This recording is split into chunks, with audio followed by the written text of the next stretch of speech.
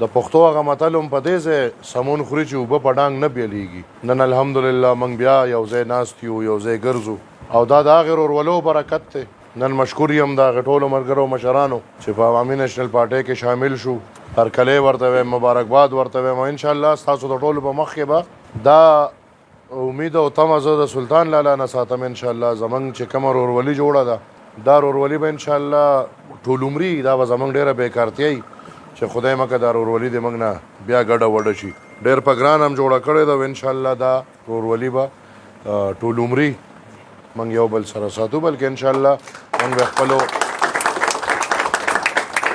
کشرانو ته منتقل کوو. ګرانو وروڼو، د موقع نه فایده علمه یو خبره کوم، زیاته نه کوم.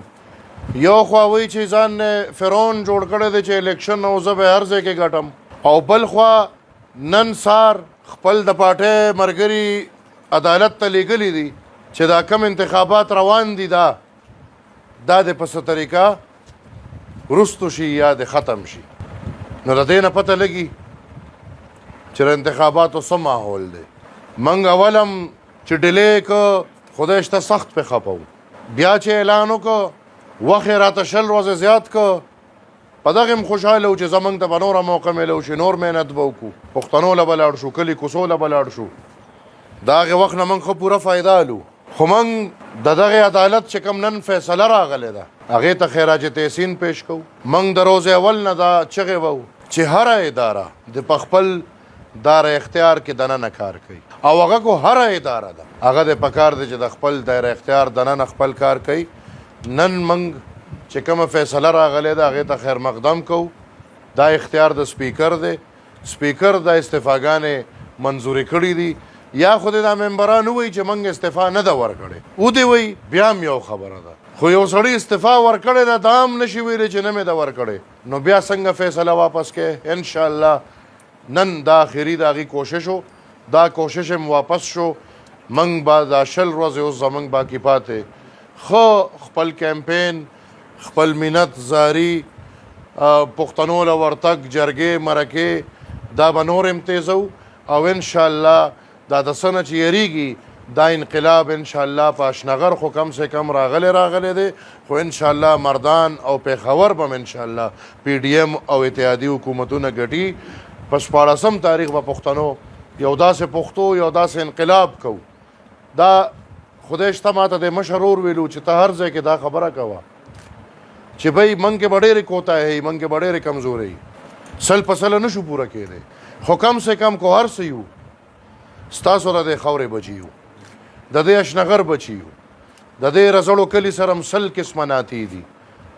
الحمدلله یو کوڅه یو کور کو هر کور نی دریم څلورم کور به پیژنو.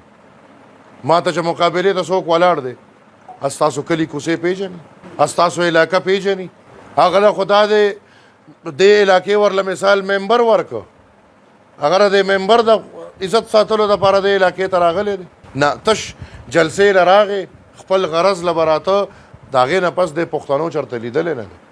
دا ممبران اجزانان څونه وخت په دغې اسمبلۍ کې دوی سره ناستو، د پښتونخوا د حق قدیم خبره کوله نو چا به یې نه منله. دا هغه مداریو چې د تیر دور کې چې صوبایي حکومت د دیو وفاقي حکومت د نواز شریفو، نو دوی به سټرایکونه کول چې د پښتنو حق راکړي.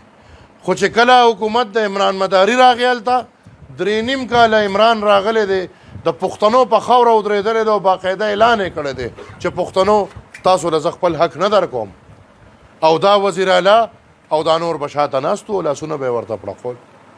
نن تاسو وګورئ، پرون ما یو خبره کړې، دا کم حالات چې په پښتنو اوس را روان دي دا به اور بیا ولګېده کم چې په دې خبره پیږي.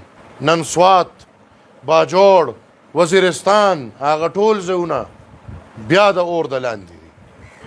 نن به بیا خلک وایي چې موږ ډالر یې واغشتې او دام راوستل. پښتنو دونه سوچ وکړئ.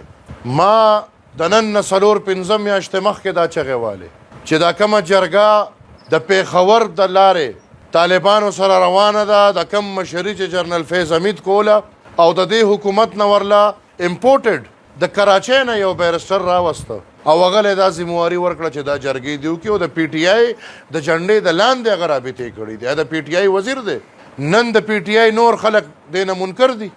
زما ورکر نه چې زما مشر ممبر نه چې عام ورکرم په دغه حادثه کې په حق رسېدلی دی. موږ ور سره په غم کې شریک شوي یو. موږ یې دشمن ته ښکاره خبره کړې ده. موږ هغه هر څه کړي دي. د دې حکومت دغه دی دا یو ممبر د دیر هغه نوم یې ماله نه راځي لیاقت چې ما هغه وخت کې ووی چې د لیاقت نه بته غوښته او دا ممبر دی کې لږ داسې هر ځای کې ښه وي او هر ځای کې خرابه وي. دی کې لږ داسې سرتیز او ده ورته انکار کړی دی. د مرګ ګزارې پې کړی دی. الله ساتلی والا دی. 3 کسان ورسره مړه دي هغه بچ دی. رویرونه یې پکې 2 مړه دي. دې مداري یې تپوس قدر ته نه دی کړی. دې حکومت مزمت قدر ته نه دی کړی. بیا ما بیان ورکړه چې دی بتې ورکوي طالبانو له. وزیر اعلی وزیران گورنران الټا زما د خبرې وضاحت او جواب را کولو. دغه خلکو یو خبره زده ده دی به الټا کنزل شروع کړي. نو کنزل خو د خبرې جواب نه دی. نن 4 میاشتې پس بله ورځ ما یو خبر ورکړ چې دغه دهشتګردو د وزیر اعلی رور 3 ورځې بوتلو غرونو کې ورسره او 3 کروڑ روپۍ ورکړي دي او اوس یې سوات پرېښی دی. د وزیر اعلی خپل رور او وزیر اعلی خوله نشي کولاولی بلکې د پی ټی آی د غاړې زه ورته بته نه ویم. دوی ته زه فاینانشل ایډ ویم ځکه چې دوی ورسره هر قسمه محنت کړی دی.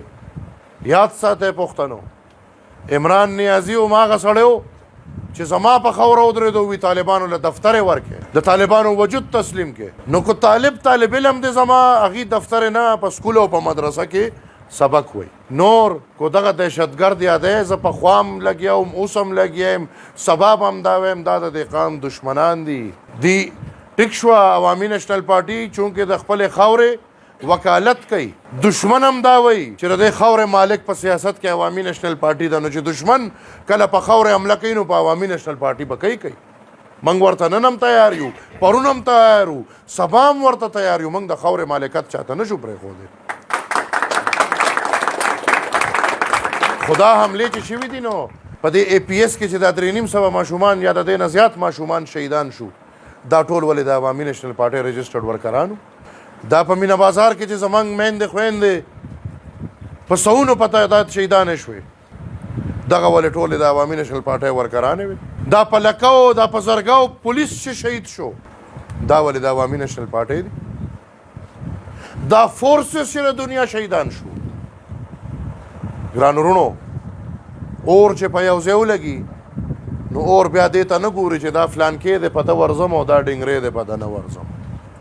اور چې په ځنګل ولګي دا اور په هره اونه به لګي. دا اور په هره څانګه په هرې پاڼې به لګي. داسې سوچ نه کوي یو اونه چې دا اور په دغې اونې ته لګي خو زه به ترې پچم. دا ممکنه نه ده. اور چې ولګي بیا په ټول قام به یو شانتي اوري. فرق دا دی چې عوامي نیشنل پارټي او د عوامي نیشنل پارټۍ ورکر د خپل وراثت د لاندې خپله خاوره خپله مور خپل حق ګڼي او د دې خاورې دپاره هر قسمه قربانۍ ته تیاري. او نور خلک چې کله داسې وخت راشي نو د هغې د خبرو کولو همت نه. ګرانو وروڼو دا خبره مې تش دې پورې کوله چې لږ ځانونه وپېژنئ. نن یو سړی دا نارې وایي چې زه به تاسو آزادوم. د ده خو 3.5 کاله حکومت ټول پارلمان د ده ټول حکومت یو کرنیل چلولی دی. یو کرنیل دا به تاسو آزاد کی زه نه پوهېږم بلکې د یوټرنو باچا دی. 13 ځلې چې کومې خبرې کولې وي کو ما خیر وغوښته نو وي زه پکار دی چې ډوب مړ شم. ډوبېدل او مرګ نه و تش په خیرات ګرځېدلی دی. 1 کروڑ نوکری 50 لکه کورونه دا هم د هغې یوټرنو یو دوکه ښکاري. دی به تاسو د امریکې د غلامۍ نه ازادۍ نه بلکې چې دا څه لږه ډېره ازادي تاسو ته پاتې ده کیدای شي دا هم درله امریکې ته حواله کړي او په ارام هم کښېنئ. زه ګرانو وروڼو د ماته ګورو الفاظو معذرت کوم. مشکور یم یو وارې بیا د ټولو په خصوصي توګه مشکور یم د سلطان لالا او د رحیم خان د ټولو ملګرو سار نه چې موږ سره ګرځي او انشاءالله موږ سار نه دا د تش په دې یو کلي کې دا خلک لګیا دي صفائی روانه ده. الحمدلله د صفائی مهم چالو دی. موږ ساره داسې